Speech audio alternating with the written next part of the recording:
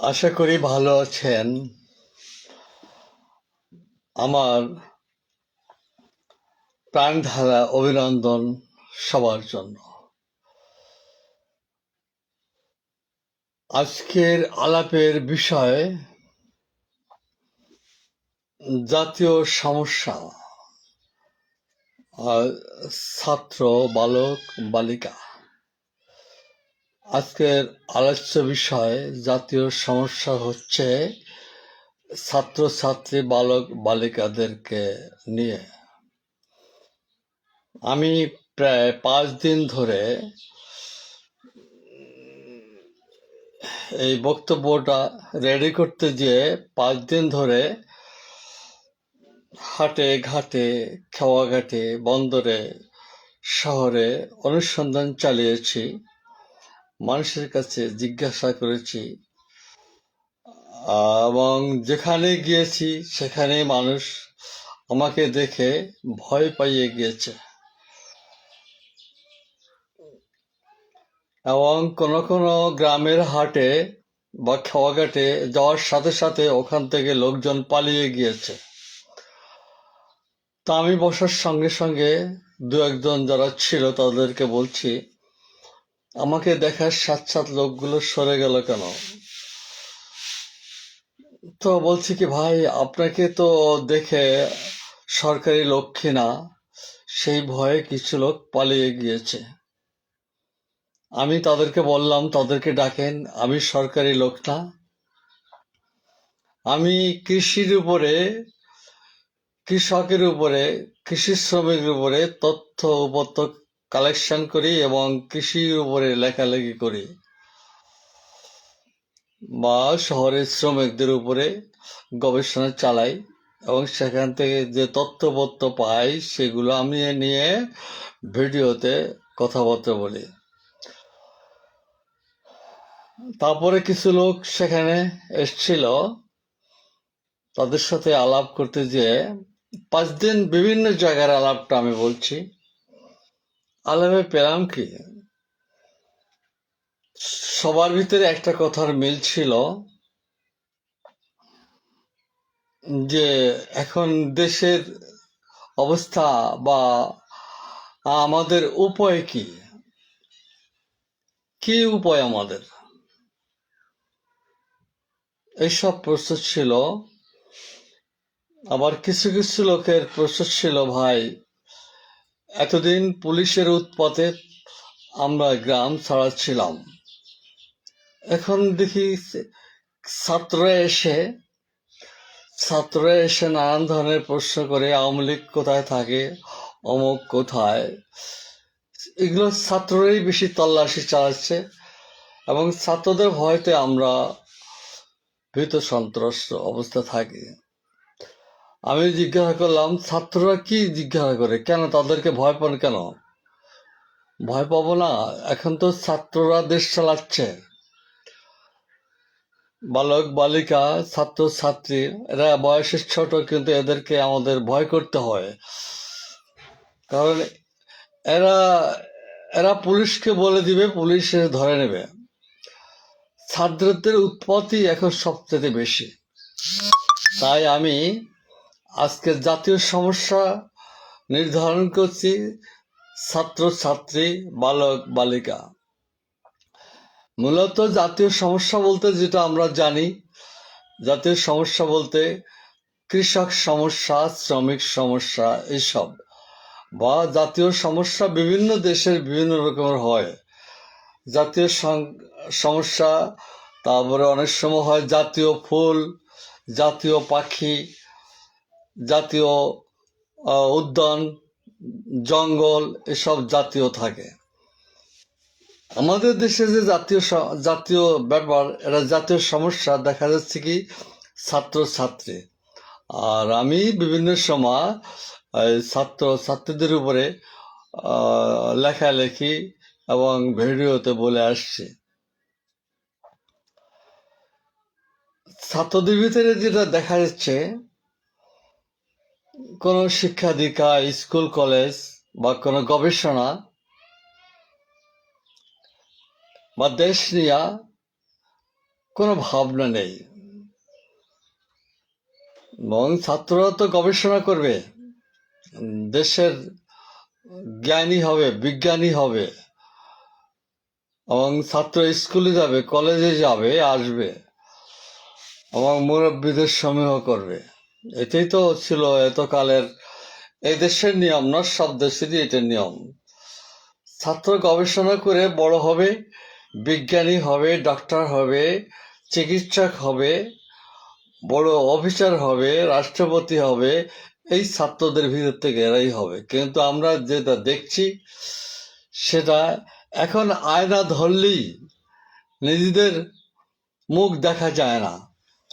আয়না ধরলে নিজেদের মুখ দেখা যায় না, দেখা যায় ছাত্রদের আন্দোলন, জড়ো হয়ে ছাত্রদের মিছিল, মিটিং।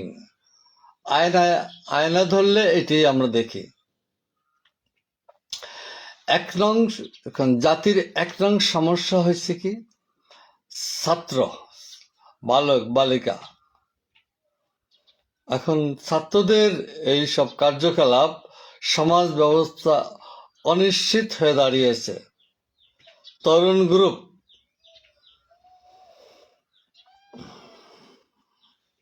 এমনকি গবেষণা বলতে কিছুই নাই, হয়েছে ছাত্রদের অবস্থা। এবং ছাত্রটাকে আমি জাতীয় সমস্যা হিসাবে বিভিন্ন জায়গায় অনুসন্ধান করে পেয়ে এসেছি। ছাত্রটা নিয়ে দেশের মানুষের ভাবনাটা নয় গেল ছাত্রদের বিষয়। আমাদের যদি দেশটাকে বা বুঝতে হয় তো আমাদের অনেক পিছিয়ে যেতে হবে। অত পিছিয়ে যাব না, আমরা মোটামুটি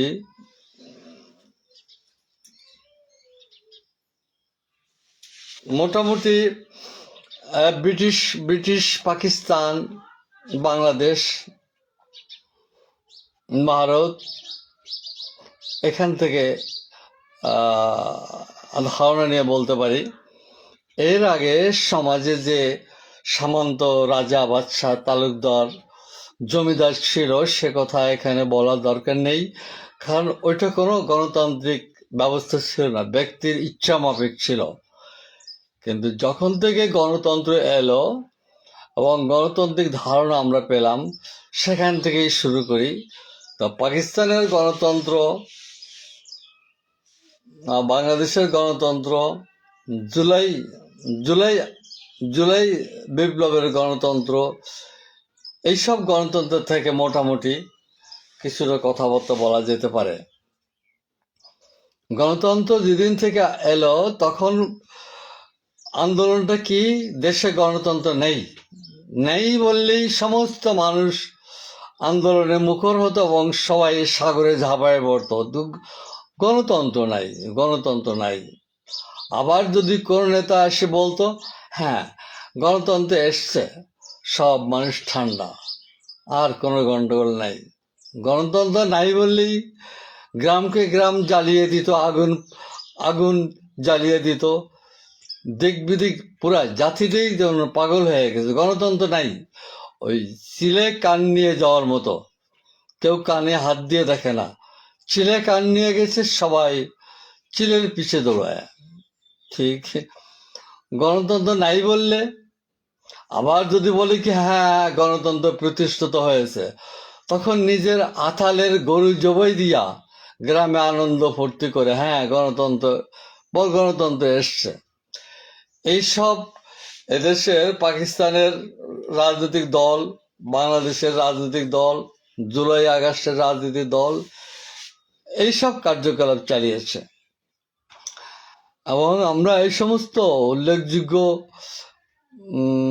দল বা পার্টির নেতাদের নামটা না বললে হয়, তো দু একটা বলতে হয়।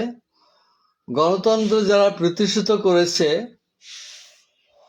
দেখা যাচ্ছে সেই নেতাদের বাড়িতেই গণতন্ত্র প্রতিষ্ঠা হয়েছে। যেমন অর্থমন্ত্রী সাইফুর রহমান, তার বাড়িতে তার বাড়িতে আর বার্মার থেকে যে সমস্ত গাছ এনেছিল, সরকারি চারা গাছ, সেই গাছ সাইফুর রহমানের বাড়িতে সরকারি কর্মচারী দিয়ে লাগিয়েছিল এবং সেটা একটা বাগান বাড়ি করেছিল সাইফুর রহমান। আপনার মিরপুরের সালাউদ্দিন, তার গোডাউনে পাওয়া গিয়েছিল লক্ষ লক্ষ পিস রিলিফের টিন, এবং অন-11-এ এইসব তল্লাশি এবং অভিযান কিছু দূর চালিয়েছিল, আবার বন্ধ করে দিয়েছিল। তার কারণ কি, ওটা উপরে ছেপ ফেললে, থুতু ফেললে নিজের ঘায়ে পড়ে জাতির সমস্যা হয়। তাই দেখা যাচ্ছে কি সমস্ত নেতাদের গোডাউন, ঘর বাড়ি, রিলিফ এবং সরকারি মালামাল দিয়ে ভরপুর ছিল। এই অতীতের যে সমস্ত নেতা, তাদের দেশের অবস্থা, দেশের শিক্ষা ব্যবস্থা, দেশের চিকিৎসা ব্যবস্থা, দেশের উন্নয়ন, অগ্রগতি, এটা এই দেশের কোনো দলের নেতাদের ভিতরে কখনো দেখা যায় নাই। একেবারে দেখা যায় নাই তা না, দু একজনের ভিতরে এ ধরনের ভাবনা ছিল, হয়তো তারা দুঃখ নেবেন না। এবারে গড়ে যেটা বলা যায়, দেশের উন্নয়ন হয় নাই, হয়েছে নেতাদের বাড়ির উন্নয়ন। তাদের বাড়ি, গাড়ি, দেশ বিদেশ আনন্দ, তাদের বউদের গায়ে, ছেলে মেয়েদের গায়ে পোশাক, গহনা, স্বর্ণ, দেশ বিদেশে যে তারা শপিং করা ইত্যাদি বেশ জমজমাট হয়েছে। তাহলে ইউরোপের দেশগুলো, জার্মান, জাপান, চীন, রাশিয়া, তাদের রাস্তাঘাট, তাদের কৃষ্টি, কালচার, তাদের দেশ এত উন্নত কেন? এই বিচার যদি করেন তাহলে নিজের দেশে তাকায় দেখেন কেন দেশটা দারিদ্র্যের নিম্ন সীমানায় বিদায় দিয়ে চলছে। সেই ব্রিটিশ থেকে এ পর্যন্ত এদেশের কোনো শিল্প কারখানার অগ্রগতি হয় নাই, মানুষের জীবন মানের কোনো অগ্রগতি হয় নাই, বা কিছুই হয় নাই। তাহলে আমাদের পূর্বের যে নেতারা যা করেছে, তারই ধারাবাহিক ফসল আমাদের এই ছাত্র বালক বালিকারা। পূর্বপুরুষ যা করবে, অর্থাৎ বাবা যেমনি হবে পুত্র তেমনি হবে। আমাদের পূর্বপুরুষ নাম উল্লেখ করলাম না, আমাদের পূর্বপুরুষের রাজনীতির ধারাটা গণতন্ত্রের নামে, দেশপ্রেমের নামে, গরিব প্রীতির নামে এবং মন্ত্রী হওয়ার লোভে তারা যে ভোট চেয়েছে গরিবের কাছে, আমায় দিলে ভোট, শান্তি পাবে দেশের লোক, এইসব কথাবার্তা যারা চালিয়ে এসছে, তাদেরই তো সন্তান, বর্তমান সন্তান। জুলাই আন্দোলনের যারা নেতা, জুলাই আন্দোলনের নেতারা কারা? আমাদের পূর্বপুরুষ, আমাদের বাবারা যেমনি ছিল তেমনি হবে।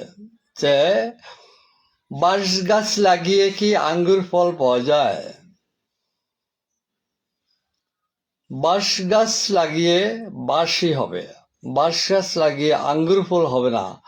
কাছে জুলাইয়ের নেতাদের দিকে তাকান, পূর্বের নেতাদের থেকে জুলাই আগস্টের যে নেতা নেত্রী, কোনো পার্থক্য নাই। জুলাইয়ের নেতাদের কি ছিল আগে আর এখন কি হয়েছে? সবাই এখনো ছাত্র, বিভিন্ন ভার্সিটির ছাত্র ছাত্রী। এই চঞ্চলমতি নেতারা এখন মন্ত্রীর চেয়ারে বসে, প্রধানমন্ত্রীর চেয়ারে বসে, অল্প সময়ের ভিতরে তাদের কাঁচা বাড়ি পাকা হয়ে গেছে, এবং প্রত্যেকের তাদের অদৃশ্য ব্যবসা, এক একজনের 50 লাখ, 80 লাখ, 90 লাখ টাকা তারা বেতন, মাসিক আয়। তাদের দৃশ্যমান কোনো ব্যবসা নাই, কিন্তু তাদের এই আয়টা হয়। তাহলে জুলাই আগস্ট বলেন আর 71-এর বিপ্লব বলেন, তারপরে হ্যাঁ 15ই আগস্টের বিপ্লব বলেন, গ্রেনেড হামলার বিপ্লব বলেন, যত বিপ্লব হয়েছে কিসের জন্য? কোন ডেমোক্রেসির জন্য, কোন শান্তির জন্য? এবং এই সমস্ত বিপ্লবের ফলে 71 থেকে জুলাই বিপ্লব পর্যন্ত অনেকগুলো বিপ্লব হতে এবং এর সাথে প্রাণ হারিয়েছে কারা? ছাত্র, যুবক, জনগণ প্রাণ হারিয়েছে। দেশের বর্তমান অবস্থা, অর্থনৈতিক অবস্থা, দেশের যে উন্নয়ন, মান, মর্যাদা, এতগুলো বিপ্লবের পরে এখন আমরা কোথায় এসে দাঁড়িয়েছি? এইসব বিচার করলে অঙ্কের ফল মিলবে। এইসব যদি আমরা সেই পাকিস্তানের গণতন্ত্র, পাকিস্তানের শাসক, 71-এর বিপ্লবের শাসক, তারপরে 15ই আগস্ট বিপ্লবের ওরা ব্যর্থ হয়েছে, মোশতাক গ্রুপ, তারা দেশ বিদেশ পালিয়ে আছে, এখনো দেশে আসেনি। গ্রেনেড হামলার বিপ্লব সর্বশেষ যেটা হলো এই জুলাই বিপ্লবের নেতাদের কথাবার্তা, তাদের বডি ল্যাঙ্গুয়েজ, তাদের পূর্ব অবস্থা, বর্তমান অবস্থা, এবং জুলাই বিপ্লবের যারা নেতা, তাদের মোটিভ, তাদের উদ্দেশ্য, আদর্শটা অস্পষ্ট। তবে তারা যেগুলো মূর্ত, যেগুলো দেখা যাচ্ছে, ওগুলো 71 বাদ দিতে হবে, সবকিছু বাদ দিতে হবে। তাদের একটি স্বপ্ন, নূতন স্বপ্ন। এখন তাদের যে নূতন স্বপ্ন কি? তারা আধিপত্যের কথা দিয়ে শুরু করছে এবং কোঠা আন্দোলন দিয়ে শুরু করছিল, কোঠা আন্দোলন। এবং জুলাইয়ের যে সমস্ত নেতারা ছিল, তারা একে একে সেখান থেকে পদত্যাগ করছে। এবং তাসনিম যারা সহ আরো 6-7টা মেয়ে, আমি কেউ নাম জানি না, ওদেরও নাম সবার যায় না, হাসনাত আবদুল্লাহ, সার্জিস, পাটোয়ারি, এসব লোকেরা তাদের স্বপ্ন বাস্তবায়ন করতে চাচ্ছে। তাদের স্বপ্নটা কি? অতীত বলতে পারবো না, ভাবতে পারবো না। এখন যে নূতন স্বপ্ন, এটা গিলতে হবে, এটা মানতে হবে। মানে জিম্মি একটা নিয়ম আছে।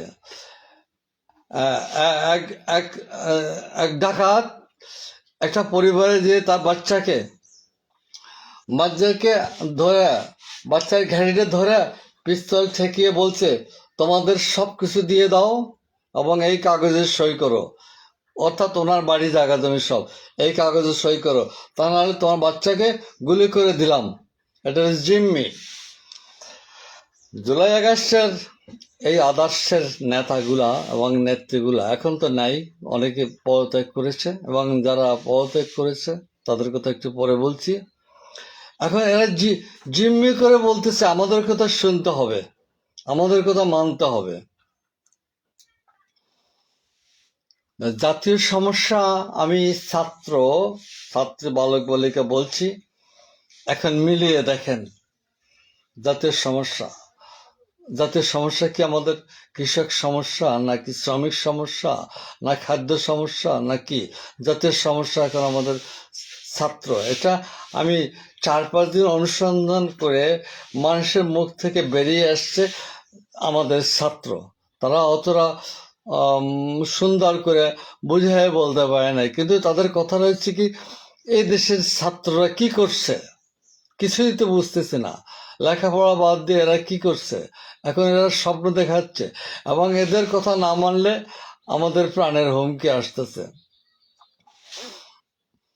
এখন এই যে কটা মেয়ে পদত্যাগ করেছে, নেতৃস্থানীয় এনসিপি থেকে, এরা সবাই বলছে আমরা এদেরকে বুঝতে পারি নাই, আমরা কোঠা আন্দোলনটাকে বুঝতাম, এইসব বুঝতাম, কিন্তু এদের যে হাই হাই থট, যে উচ্চ, যে এদের কেন্দ্রীয় চিন্তারা এবং কেন্দ্রীয় লিডারশিপ যে রাজাকার ছিল, এটা আমরা এখন বুঝতে পেরেছি, আগে আমরা বুঝতে পারিনি।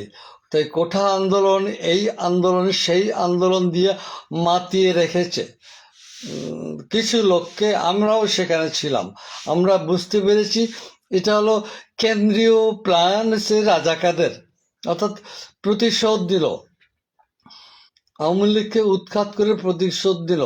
এবং এই জুলাই আন্দোলনের এই তরুণদের কথা, এই চঞ্চলমতি নেতাদের কথা, যে আমাদেরটা মানতে হবে, এখন থেকে ইতিহাস শুরু হলো, এবং পূর্বতনদের বাড়িঘর জ্বালিয়ে দাও, তাদের ঘর ভাঙিয়ে তাদের কবর পর্যন্ত রাখা যাবে না এদেশে।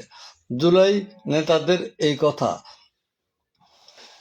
তাই ওরা সরে এসে এখন উল্টো বিবৃতিছে আগেই ভালো ছিল, হাসিনাই ভালো ছিল। আমিও আবার এই কথার সাথে একমত না। হাসিনা ভালো ছিল, জনাব খালেদা ভালো ছিল, জনাব জিয়াউর রহমান ভালো ছিল, জনাব এরশাদ সাহেব ভালো ছিল, এরা কেউ ভালো ছিল না, এরা সবাই সাম্রাজ্যবাদ পুঁজিবাদের লোক, এরা কেউ ভালো ছিল না। কিন্তু এই নেতারা বলতেছে কি আগেই ভালো ছিল, হাসিনা ভালো ছিল। কি করে হাসিনা ভালো ছিল? বিষয়টা আসবে এই সাম্যবাদ নাই, কিন্তু সাম্যবাদ ভালো। কমিউনিস্ট পার্টি, কমিউনিস্টের বাংলা হয়েছে কি সাম্যবাদী, কমিউনিস্ট সাম্যবাদী। সাম্যবাদ বললে আবার মানুষের কি এইটা আবার খোদা বিরোধী, এরা খোদা বিরোধী, এরা পূজা পার্বণ নামাজ করতে দেবে না, এই ভুল ধারণাটা এই মৌলভী সাহেবরা ছড়িয়েছে। কমিউনিস্ট জেনে রাখেন, কমিউনিস্টের অর্থ সাম্যবাদ। কাজী আমরা বলছি কি, বা ইতিহাস ঘাটিয়ে দেখেছি, বৈজ্ঞানিক সাম্যবাদ, বৈজ্ঞানিক সমাজতন্ত্রই ভালো। হাসিনা ভালো না, এরশাদ ভালো না, জিয়াউর রহমান ভালো না, এহিয়া খান ভালো না, জমিদাররা ভালো না, এরা কেউ ভালো না, এরা সব শোষক, সবাই পুঁজিবাদী, সবাই ব্যক্তিগত মালিকানা এবং ওই যে নিপীড়ন শোষণের এরা লিডার, এইসব কেউ ভালো না। ভালো হলো কমিউনিস্ট ব্যবস্থা। কমিউনিস্ট ব্যবস্থার বাংলা হুবহু হচ্ছে কি সাম্যবাদী ব্যবস্থা।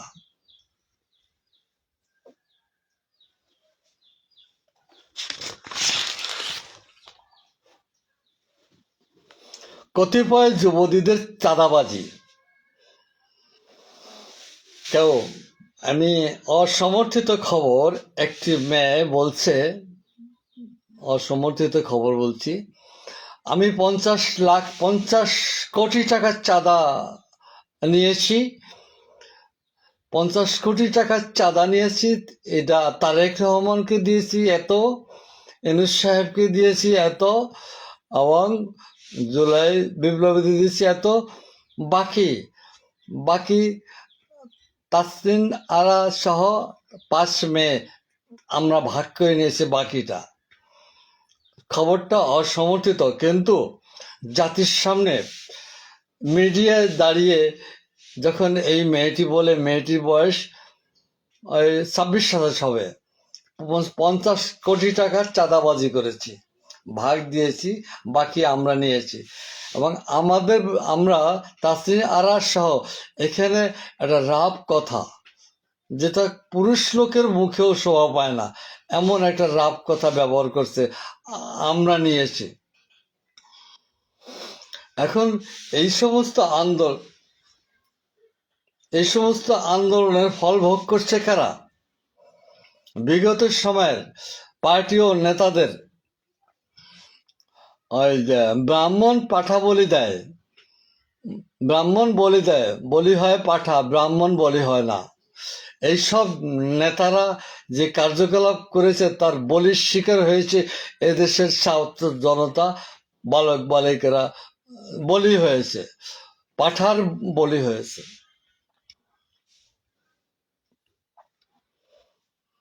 বাবা যেমন হবে সন্তান তেমন হবে। তা আমাদের সমস্যা দাঁড়িয়েছে আজকে জুলাই বিপ্লবের নেতাদের সৃষ্টি কেন হলো? এই সৃষ্টিটা আমরা অবশ্যম্ভাবী ভাবছি এবং দেখেছি। অর্থাৎ পুরনো বহুকালের জংধরা পুরনো ফ্যাসিবাদ, অগণতান্ত্রিক ব্যবস্থা, স্বেচ্ছাচারী, স্বৈরাচারী, এই যাহা কিছু আছে সবই পূর্বতন আমাদের পূর্বপুরুষ ওরাই করেছে, এবং এইসব করার রেজাল্ট আসবে এক ধরনের উন্মাদনা, যেটা জুলাই বিপ্লব, সেই উন্মাদনা। এবং এটাই আমাদের এতকালের মুরব্বীদের অপকর্মের ফল দাঁড়িয়েছে, সন্তানই হলো জুলাই বিপ্লবের, এরাই হলো পাপের সন্তান। যে পাপ করে সেই পাপীর সন্তান কি শুদ্ধ হবে? সেও পাপী হবে। কাজে আমাদের পূর্বপুরুষ, পূর্ব রাজনৈতিক নেতাদের পাপের ফসলটাই হয়েছে জুলাই বিপ্লব। জুলাই বিপ্লবটা হচ্ছে আমাদের অতীত পাপের ফসল। এখন এখান থেকে আমাদের বেরিয়ে আসতে হবে।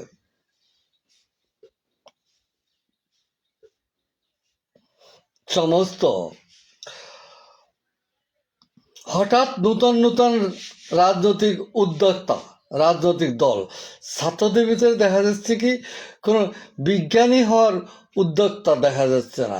নূতন নূতন দল, নূতন নূতন দল, নেতা এবং মন্ত্রী হওয়ার উদ্যোক্তা। একটা দেশের উদ্যোক্তা থাকে শিল্প, কলকারখানা, শিক্ষা দীক্ষা, জ্ঞান বিজ্ঞান। আমাদের দেশের উদ্যোক্তা কারা? ছাত্ররা, এবং তারা দল দল তৈরি করে, দল তৈরি করে, এবং দল করেই বিভিন্ন জোটে যে এমপি হওয়ার জন্য দাঁড়িয়ে যায়, ভোটে দাঁড়িয়ে যায়। এই যে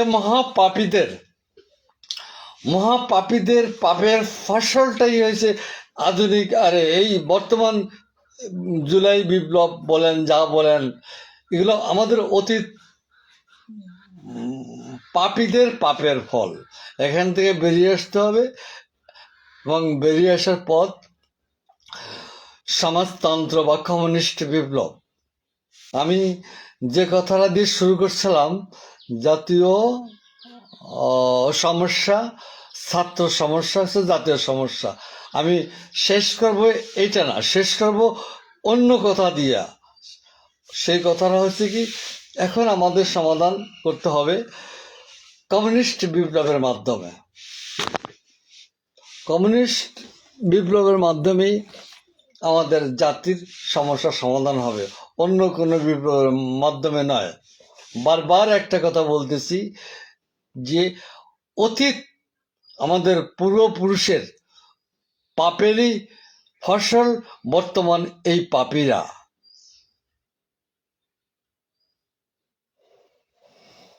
কমিউনিস্ট বিপ্লবের মাধ্যমে সব সব পাপ ধুয়ে মুছে যাবে। কমিউনিস্ট বিপ্লবের বাংলা সাম্যবাদী বিপ্লব।